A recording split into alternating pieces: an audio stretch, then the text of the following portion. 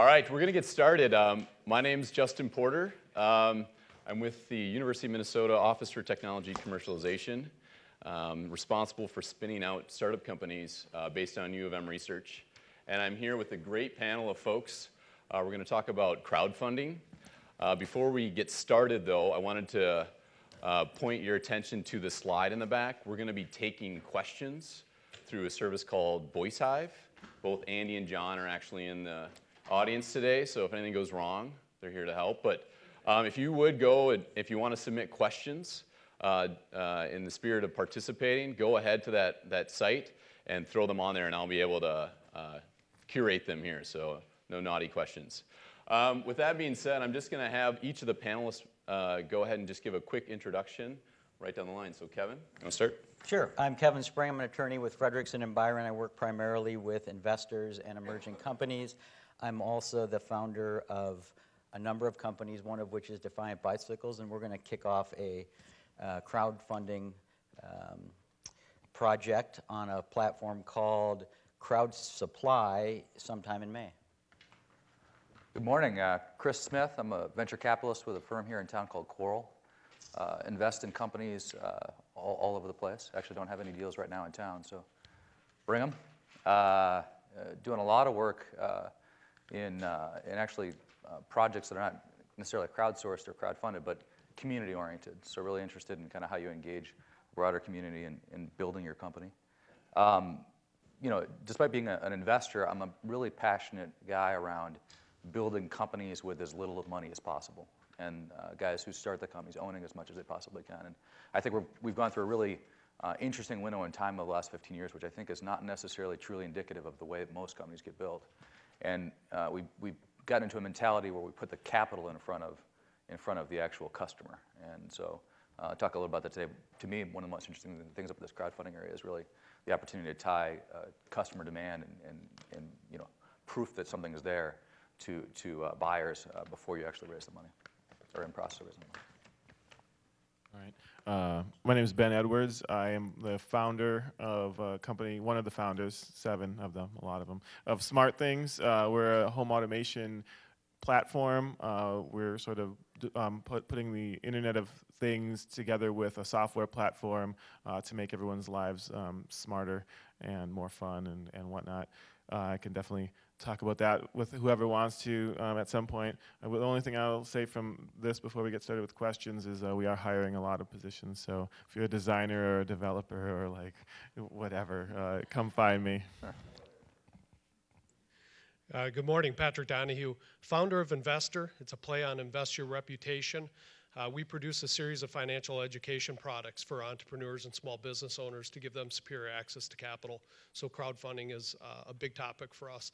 Then I'm also co-founder of Inspiration Medical Technology, and we just got FDA approval on our product Aliquix, and we will be launching a crowdfunding campaign on Indiegogo this week to launch our product. All right, thank you. And I'm going to start with you, Patrick, for the first question. Could you just give us a quick overview for those who don't know much about crowdfunding, just sort of a little bit of history and what's out there, what kind of platforms and all that? Definitely. Yeah, I'd be happy to. So let's just take a quick step back. Crowdfunding is the crowdsourcing of capital. And crowdfunding, the history of it, it's really nothing new. For example, in 1886, the Statue of Liberty, Joseph Pulitzer crowdfunded the pedestal for the Statue of Liberty. 125,000 people raised $100,000. Today, we've got quite a buzz about crowdfunding because it's a term that's been dubbed with the idea of the wisdom of the crowds, and also books like Wikinomics that have to really draw people into the notion of mass collaboration. And so we're taking those concepts today and we're talking about now the mass collaboration to bring money into projects. And so that's really what crowdfunding is. And in 2011, there was a project on Kickstarter that really brought crowdfunding to the forefront. It raised nearly $1 million. And that is when crowdfunding really hit a tipping point and went mainstream in the media. Now that's where we hear a lot about it. And so one thing to keep in mind is that when we're talking about crowdfunding, it can mean a lot of things to a lot of different people. Essentially, it is the crowdsourcing of capital. And you can do that in really 3 different ways today. First off, you can crowdfund and bring money in and give a reward back. This is what Ben's company did, and he'll be able to speak to that, but that's rewards-based crowdfunding. That's what we're seeing on Kickstarter, Indiegogo, Rocket Hub, and so forth. This started with the performing arts. For example, in 1997, a UK rock band brought in $60,000 from all of their fans to fund the production of their next tour. So this has been around quite a bit. It really started in the performing arts. The second piece is crowdfunding as it relates to bringing in money, but now giving up a piece of your company for that money. So selling equity or stock. This is what Kevin Spring will be able to address, and Chris Smith as well, as it relates to actually bringing in investors into your company. Once again, we're using the internet to be able to facilitate this, but the concept is nothing new from the standpoint of in the 1800s and the early 1900s, it was commonplace to put advertisements in the newspaper to bring money into a mining project or whatever the case may be, and you would have an economic stake in that project. And then finally, a little bit of a hybrid between those two is the crowdfunding based on debt. And today we have platforms that make this fairly easy, like Prosper.com, LendingClub.com, and several others.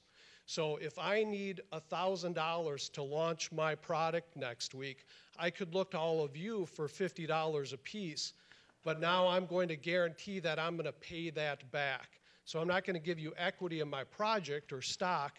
I'm just going to give you the money back over time with interest like you would expect from a bank.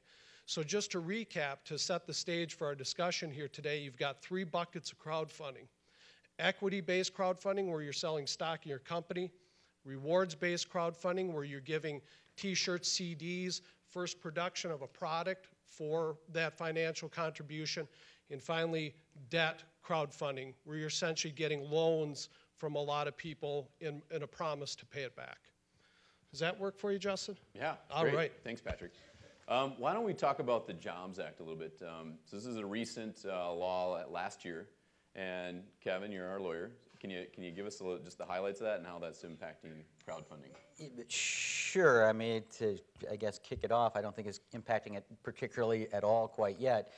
You know, so the Jobs Act, the Jumpstart Our Business Startups Act of 2012 was passed by Congress in April, so about a year ago, with the idea that it would quickly create new jobs. In that legislation, the Congress directed SEC to pass some rules regarding crowdfunding. And it was supposed to do it by the end of the year of 2012. That has not been done. So there's not, at this point, the rules haven't been released. It's not permitted yet. What the Jobs Act hopefully will do when the rules are released is create an exemption from, well, as Patrick was saying, in the 1800s you could put an ad in the newspaper. Well, that's a public offering now, and you'd have to register your securities. This exemption that the Jobs Act will create will allow you to do, will allow you to sell securities over the internet without a public offering. So this is all equity. The other examples that Patrick brought up, the items, the shirt or whatever, that's fine. The debt is even fine. People are doing that now. But this Jobs Act is really focused on the equity piece. Well, no, I mean, debt are securities, so Okay. debt and equity are securities. You can't offer those. You can't do a public offering of securities without a registration. Okay. This will create an exemption that will very narrowly allow you to offer securities over the internet. It creates a regime that you have to kind of work through that. So it creates an exemption to allow you to offer securities over the internet. It creates a special exemption in the definition of a broker-dealer for portals, because in order to participate in crowdfunding, you're going to have to offer your securities over a portal. The portals are going to have to be registered with the SEC. They won't have to be, but they're exempt from broker-dealer registration, and so there's a lot of very complicated rules regarding, what broker-dealers can and can't do and what their capital requirements and such things are. But the Jobs Act will create an exemption to that. It also increases the number of shareholders that a company can have before it needs to register under the Securities Act. So it does theoretically create a structure in which companies can go out online and sell either debt or equity in a pseudo-public offering. You can't, under the Act, you can't advertise except to direct people to the portal. Mm-hmm. So, it's hard to know exactly how it's going to work because we don't have the rules yet, but, so presumably you would put out notices online, direct people to the portal will then sell securities. Investors are going to have to essentially, it looks like, take some sort of exam to establish that they are financially sophisticated and understand what they're doing. There's also limitations on the amount that a person can invest. It is, I believe it's $2,000 if you make under $100,000, and then above that it is, I think I have my notes here, it's 10% of your annual income over $100,000, up to a cap of $100,000. So the other kind of catch to it is there's going to be disclosure requirements, which you'd expect and are reasonable. Under $100,000, you just need to have some, I think, your tax returns and financial statements. At $100,000 to $500,000, you're going to have your financial statements reviewed by an accounting firm. And between $500,000 and $1 million, and $1 million is the cap for crowdfunding, you're going to need to have audited financial statements, which I think is going to be a big barrier mm-hmm. to doing this. Once you do the crowdfunding offering, you're going to have to do annual reporting. So it's pretty cumbersome. It sounds like, and we haven't even seen the rules yet. Maybe we need to go crowdfund an accounting business just to audit crowdfunded projects. Right. Yeah. I mean, so in my opinion, it's not going to be this great, opportunity for people to go out and raise money. I think that they're putting so many rules around it that it's going to not be that useful for people. Yeah, it sounds like it's complicated and still a lot of uncertainty regarding what's going to actually be the final. And when will we know? Is this months, years? Who knows? Hopefully months. But like I said, the deadline was the end of 2012. Okay, so they're already late. So government. Right. This was legislation that was supposed to create jobs real fast. I think if you remember President Obama saying, pass this right away. Yeah. You got to pass this right away, and it was going to create jobs real fast. And, we're a year later, and we still don't have the regulations that allow us to do it. So nothing is happening real fast. Well, let's switch gears for a moment here. Get out of the legal. Let's talk about a recent success here. Smart Things, Ben's group, for those of you who don't know, raised $1.2 million on Kickstarter. I think the most successful crowdfunding campaign in Minnesota, right? Do you know of any other ones? I don't know. You don't know? I don't either. So can you tell us about the campaign, how you garnered that, how you went and executed and got that amount of money? Well, I could say that we had this great plan and everything was thought through thoroughly, but really we were learning as we went a lot. We didn't really have a lot of mentors in the space. We knew that we had an idea that resonated with us, but we didn't know for sure if it would resonate with a bunch of people. And that sort of goes to one of the strengths and the values of crowdfunding. I think people tend to focus on the money portion of it. And that's great, but more so than that, I think it's the awareness that we generated from the campaign and getting to that point, and then also just the communication to early adopters who were interested in this. We surveyed them during the campaign and had 2,000 responses to the question, wouldn't it be smart if? And then they could just fill in the blank, what would make their life smarter, what would make their home smarter. using our platform or otherwise. And so we're just really happy that it resonated. And I think part of it is we did have a message that was interesting to people. There's a pent-up desire for some of the things that we were doing, and I think you see that with a lot of Kickstarter projects. But then, we worked at it. We have 7 co-founders, so that's a big number. We had 4 people basically the whole time through the 30 days, like focused on it. And we were either talking to other tech blogs about, hey, you should look at this, or we were out there soliciting from our own personal networks and really like leveraging as many people as we could to say, hey, could you spread the word about this? I don't think the platforms are quite there yet where you can just like put it out there and it just becomes a success. I think you see some people will do that. They have no personal networks or whatever else. They just kind of want to start it, and that's just still not gonna happen. We brought in, of our Kickstarter backers, we had like nearly 4,000 backers. 60% of those backers had never or weren't from Kickstarter. We brought them in from other sources. We did ads. We did Google ads during the campaign. We retargeted people who had been to Kickstarter before and say, hey, check this out. And then also we brought 30% of our backers had never backed any other Kickstarter project. So that just showed that we did work on it. We didn't rely on the platform. Good. I have a follow-up question from the audience for you, Ben. All right. What stage would you recommend of like a prototype or a product? What stage would then you make sense to actually go on? What do you need to have before going to a crowdfunding like Kickstarter? That's a good question. I think many companies and people who go on Kickstarter or Indiegogo, I don't want to say it's only Kickstarter focused because I actually don't really like Kickstarter. I can talk to you about that later in private. But we were at a much later stage. We had all put in a bit of money to get started. We had prototypes. We knew that we were going to do it regardless of the results of Kickstarter. It wasn't like if we don't get the money, we're not going to do it. But we did it to get awareness and to get ideas and communicate with people. So I would recommend actually that mentality because it's not so crushing if you don't get it. We set our target relatively low. I'm not saying that 200,000 is like not a lot to raise, but we would certainly have felt bad if we only raised like 210,000.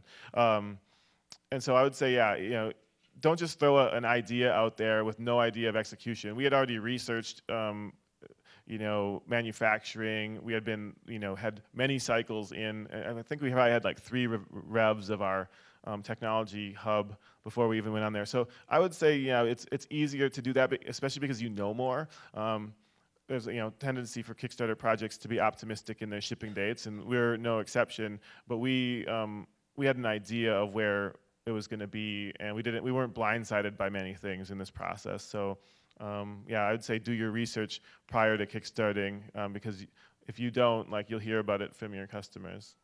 Yeah, I would note that there is some litigation going on right now regarding Kickstarter projects that have failed, and in this one particular case, the Kickstarter failed, and the money was spent trying to do it, but they just had no idea how much it was going to cost to roll it out, and so they just couldn't deliver, and now some of the sponsors are suing the project. Well, and that goes to a bit of a misunderstanding about what people see Kickstarter as. I think more and more, and I think I'm included, you see Kickstarter as a store for gadgets or games or whatever else, and it's not that. They're trying to be very clear that it's not a store, that you're backing a vision, and sometimes visions don't make it. But yeah, I mean, the litigation is definitely pointing to the fact that there's widespread misunderstanding of what you're doing when you say, hey, I'll spend $100 to back this thing. So let's switch gears again here. Chris, you're a venture capitalist, doing that for a while. Where does crowdfunding fit in the paradigm of raising capital? Where does it fit in? And is it disrupting? Is it impacting? How is it impacting what you're doing? Yeah, I mean, I think Patrick gave a really succinct sort of description of kind of the different models out there. I would bucket into 2 things generally. One is around, when you're backing something to become invested in it, not to become an investor, right? And the other category is to become an investor and own some sort of securities and participate in the economics, right? To me, just the most interesting to your thing is really around becoming invested in a project, right?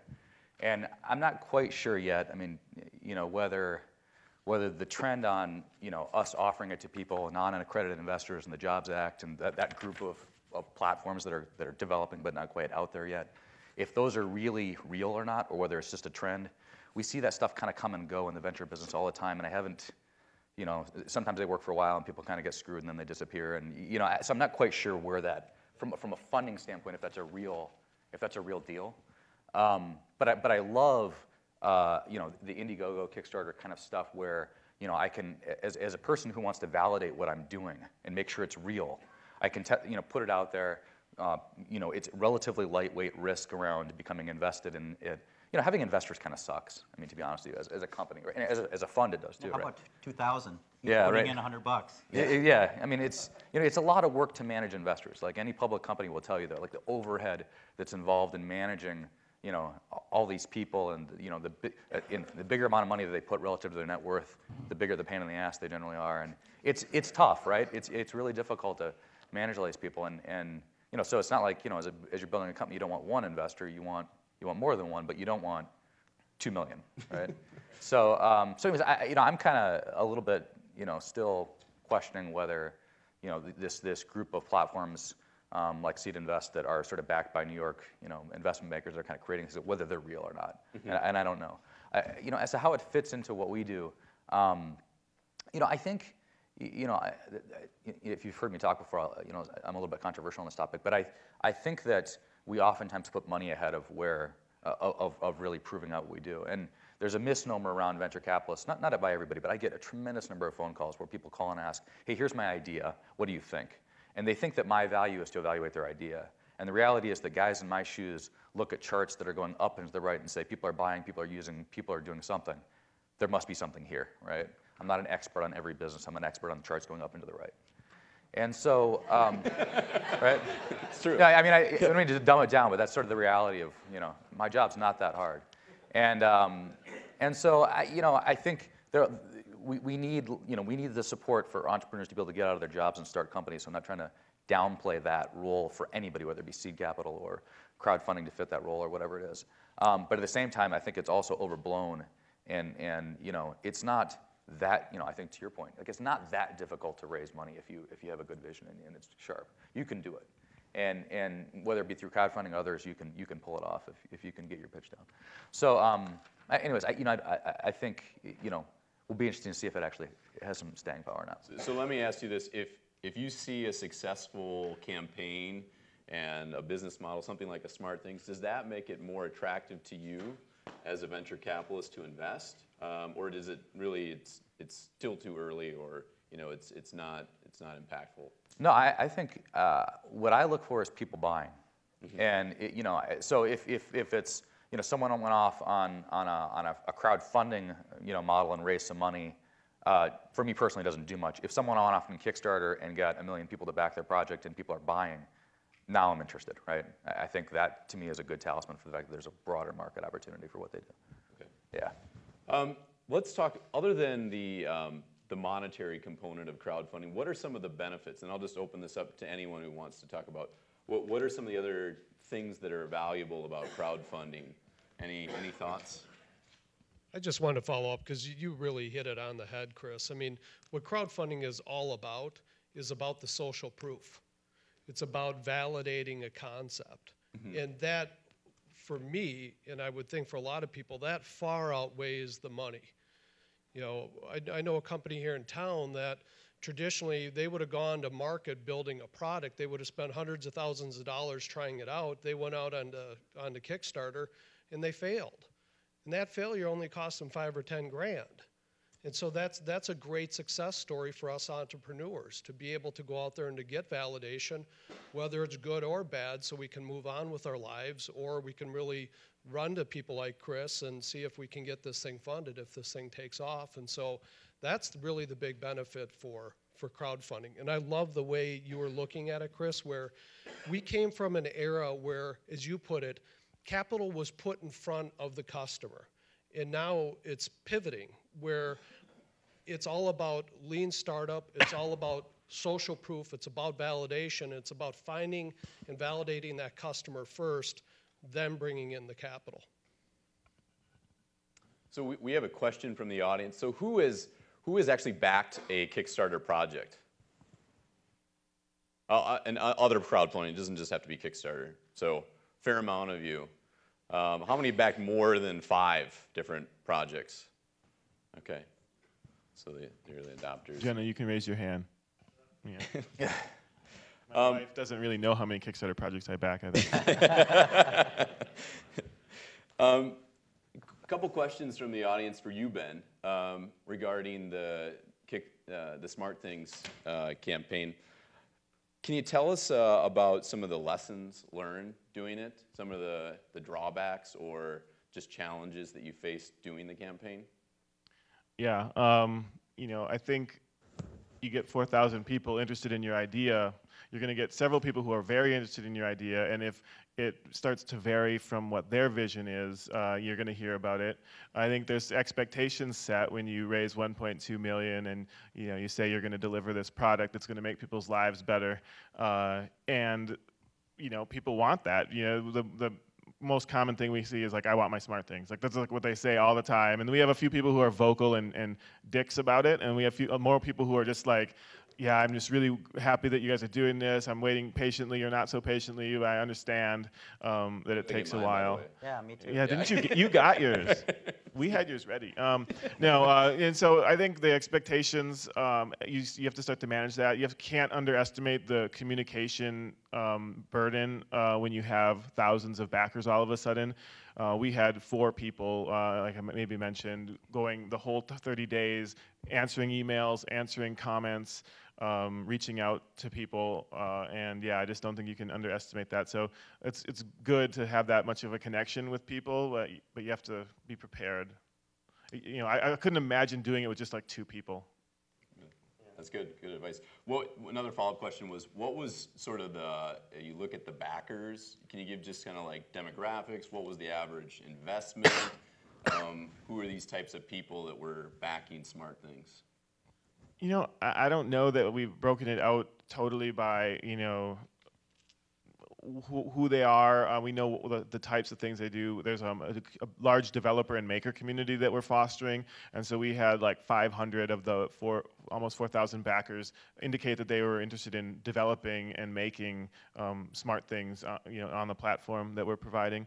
And a lot of early adopters, obviously, a lot of our friends and family, to be honest. We probably, between the 7 of us, I'm sure we reached out to 20,000 people, with our networks. And so, but yeah, I think a lot of early adopters, people spent between $99 up to, our biggest individual backer that wasn't like an investor, investor was $4,000. So he's going to get a lot of Smart Things in his house. So one more question, Ben, is why don't you like Kickstarter? What's wrong with Kickstarter? To be clear, our success couldn't have been recreated on another platform at the time that we did it. We are grateful to Kickstarter in that way. Our main point of contention with Kickstarter is that they're just incredibly unresponsive. They never reached out to us throughout the campaign. We reached out to them many times to try to get support on this or that issue. They were either very overwhelmed by their success because there wasn't that many of them, and they're growing. But I just get the impression of a certain mentality that they have, that they didn't appreciate projects like ours as much as they might appreciate like the one-man dance show in Brooklyn. And so, I think like there was just some frustration there. We had a partner who kickstarted along the same time as us, and they weren't showing up in the search results. And she tried to get in touch with customer service over and over. There was just some sort of block on their search results on Kickstarter.com, which a lot of times if you want to find projects on there, you search. So they weren't showing up in the results. They wouldn't answer phone calls or emails. She flew across the country from California to New York, went to their offices and said, you have to fix this.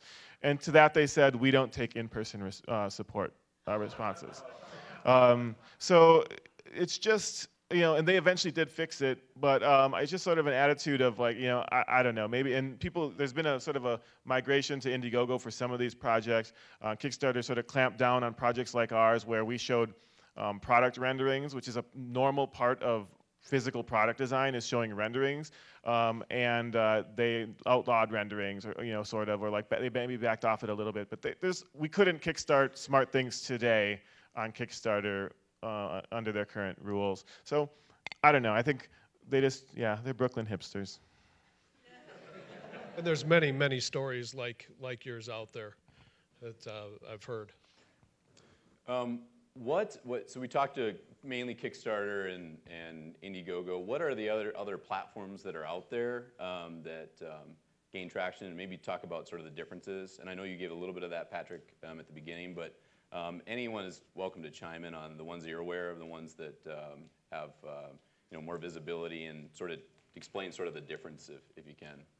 Well, I'll take a crack real quick. I mean, right now it's, Kickstarter's here, Indiegogo's here, Rocket Hub is here, and it falls off a cliff. From all the intelligence that we've gathered, there's well over 500 crowdfunding sites today, and that number's growing. There's 15,000 URLs now that are registered with the word crowdfunding in it or a derivation. So there's no shortage. What's happening is becoming a lot more niche players. For example, there's a group here in town called Life, L-I-I-F group, that is focused on med tech, and then also some other pieces as well. But so now we've got places where you can go where it's just going to be focused on one item. My favorite story is there's a crowdfunding campaign that is dedicated to war veterans who are buying a franchise. That's it. So there's a lot of niche players out there. So it may work for you. It's all about finding community. If you've got a very specific niche, you may want to take a look if that could be a right place for you to go. Any other thoughts from the group or different groups? We should say that's just rewards-based crowdfunding. The portals per the Jobs Act, if that ever does become a reality, and I'm as pessimistic as you are, Kevin, that this will even work. But, I mean, that's a whole different proliferation of things that'll come to bear. Right, yeah.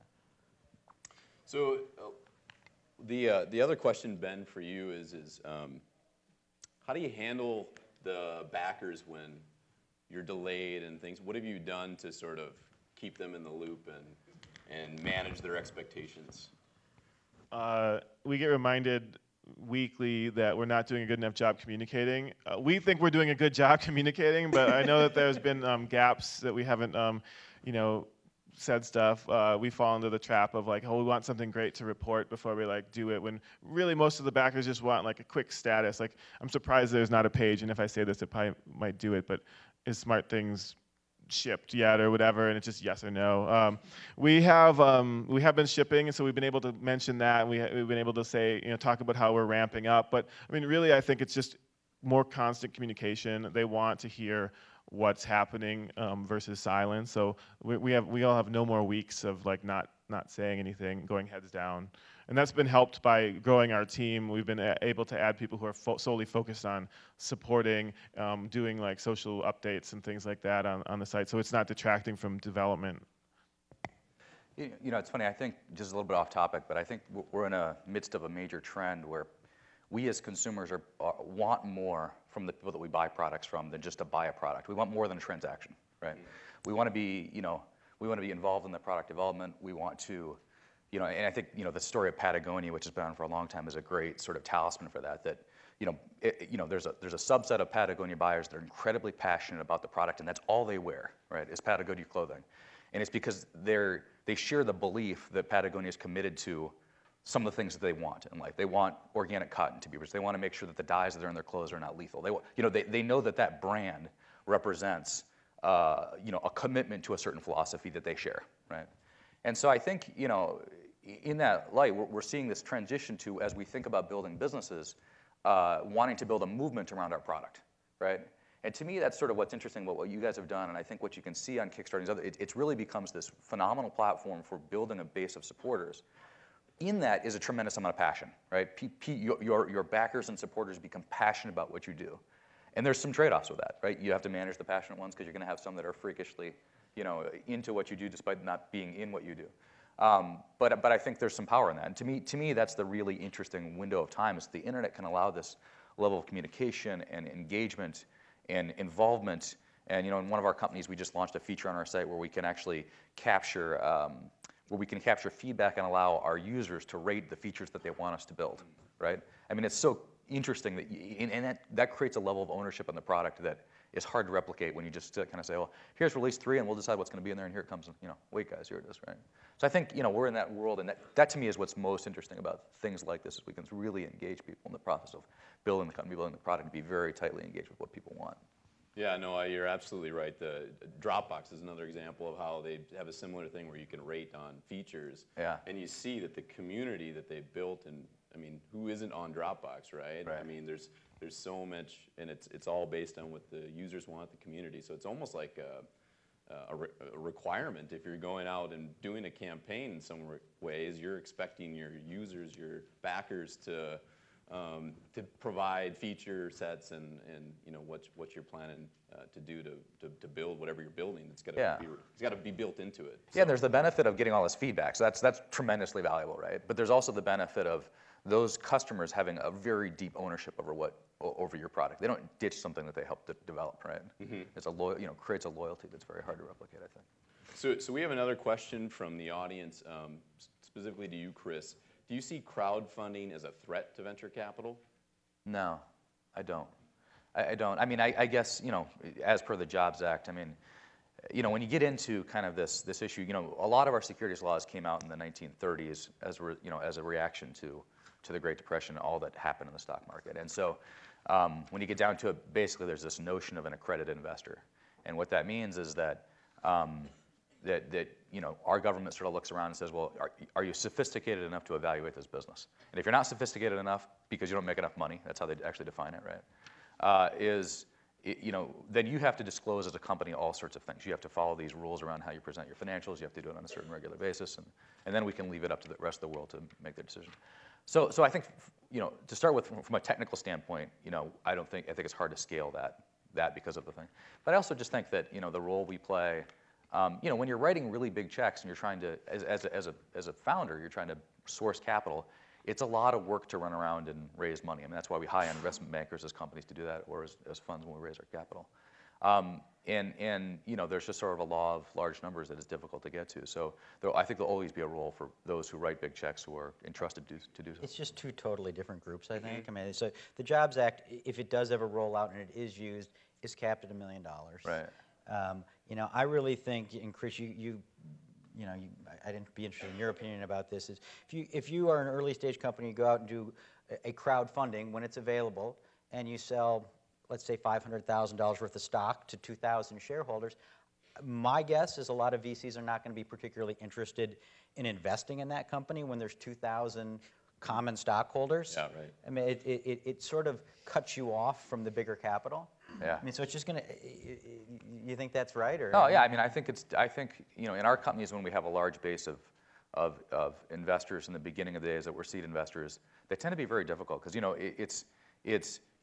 as companies go on and you need more capital than you expected, and you keep having to ask people to write checks so they preserve their ownership, and if they don't, then they get crammed down, unsophisticated people, and then lawsuits start flying. And I think as a founder, your ideal setup is to have 3 or 4 venture capitalists that you like, and that's difficult to find, by the way, but and they get along, right? And those guys have big, deep pockets, and they can back you from here to where you think you need to go with some reasonable cushion, right? Yeah. So I don't know. I mean, I think there's a big piece of me that as a person who thinks about being a founder, I want people to be totally invested and own what they do as a founder. I don't want them to be an employee of me, Mr. Venture Capitalist. And we have a lot of the employee of Mr. Venture Capitalist going on these days. Mm-hmm. So I'm a big fan of people owning as much as possible or having a diverse investor base so they feel like they really control their own destiny. But I'm not convinced that yet that this will be kind of a competing trend with us. Okay, Ben, were you going to add anything? Do you have time for any other? So one quick question for you, Ben, is: was it worth it to do Kickstarter? Yes or no? Yes. Okay. But Ben, I'll conclude. If there's any final thoughts that you want to just leave in less than 30 seconds on crowdfunding going forward, anything from the panel? Yeah, just to follow on, I guess, a little bit to what you were saying, I think in the current iteration of crowdfunding where it's not equity-based, I think it could be a boon for investors like yourself, because you can kind of see more deal flow potential. And, it uncovers a lot of things that unsophisticated startup people who might not be like willing to or able to get into a room with you, but then now all of a sudden, oh, I've got 4,000 backers who said that this product's good. Now, do you want to be in a room with me? And so that really in a room with me. Just well, that worked out for us. It definitely was able to get us in the rooms with investors, and so then follow-on investment is key for that. Any other closing thoughts? Yeah, do your homework. Be careful of any sites that promise to get in front of you or get you in front of a lot of people and so on and so forth. Do your homework and ask a lot of people, because there's already a lot of weird stuff going out there, and you don't have to prepay for anything. So just be knowledgeable about what's happening. I'm backing a project on Kickstarter right now. It's got 2 days left. It's 70% funded. It's called Bike Spike. Go on and put some money down. I want this thing to get done. Please, 2 days. All right. Anything else? All right. Please join me in thanking this panel.